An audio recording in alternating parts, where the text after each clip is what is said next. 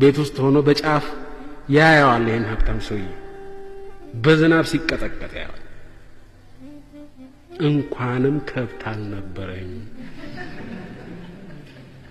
አለና ድህነቱን ዲና ያረገው ዛት ድህነት ኢትስ ኦኬ ባገኛው በዝናብ ነበር የምቀጠቀጠው እንጂ የሚቀርብ ነገር የለም። የኛው አንድ አማራጭ።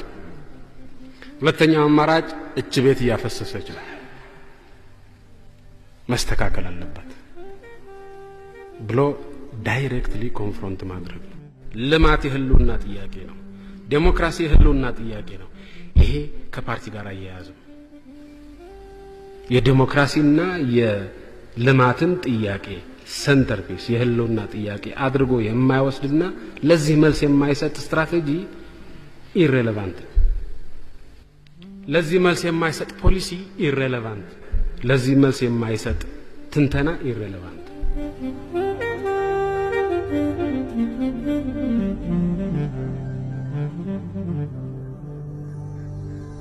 ድሃ ስለሆን የዓለም ጋርቤጅ በላያችን ላይ ይፍሰስ አይደለም እያልን ያለነው። ድሃ ስለሆንን እየፈሰሰ ያለውን ጋርቤጅ ለማውጣት፣ ለማጥፋት፣ ለመጥረግ ሌት ተቀን መረባረብ አለብን ነው እያልን ያለነው። እዛች ርብርብ ላይ 1 ግራም ጉልበት የሚጨምር በሙሉ ወዳጅ ነው። እዛች ርብርብ ላይ 1 ጋት ወደ ኋላ ጎትቶ የሚይዘን ሰው ጠላት ነው።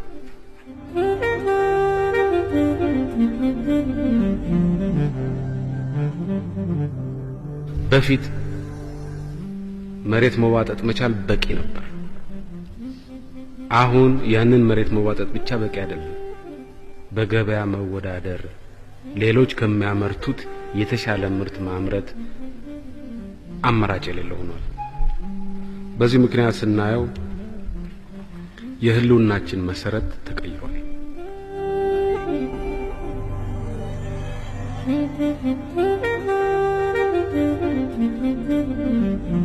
ከግሎባላይዜሽን ከዚህ ከዓለም አቀፉ ትስስር ውጭ መሆን አይቻልም። ውጭ የሆነ ሀገር የለም። ኦፕሽኑ በግሎባላይዜሽን ውስጥ መግባት